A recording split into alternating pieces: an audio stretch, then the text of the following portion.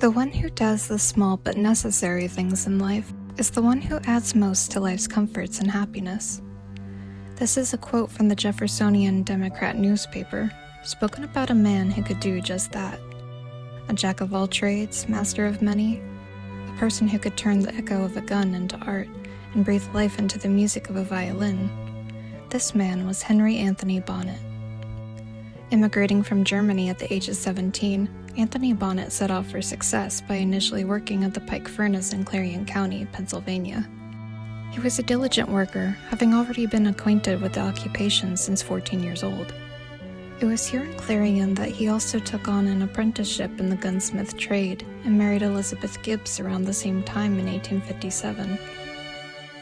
In the years following, he proved to be just as ambitious as he was resourceful. Bonnet eventually moved on from the iron industry and into farming. The fruits of his labor, however, found its true harvest in 1865, when he turned his prior apprenticeship into a career.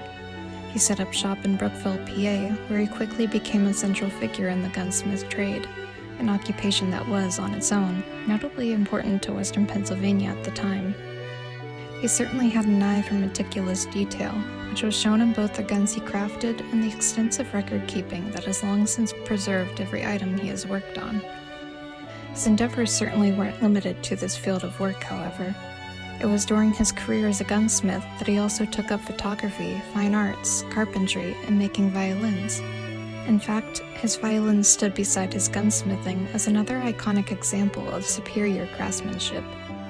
His businesses found a home in both Brookville and Clarion, PA, with this impressive range of skill earning him his reputation as a mechanical genius and something of a local Renaissance man.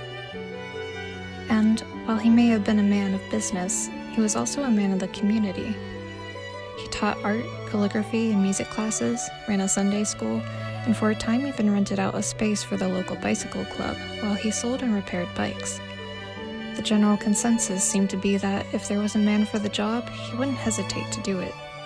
It was in his nature to put his skills to good use for others.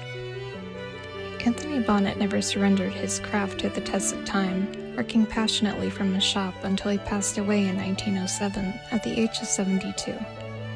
The creations he left behind, most notably his rifles and violins, still remain today as sought-after items by collectors both local and elsewhere, a testament to their enduring qualities.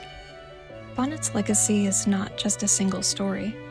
Behind his celebrated craftsmanship is also the celebration of the perseverance, innovation, and unique artistry deeply woven into the spirit of western Pennsylvania.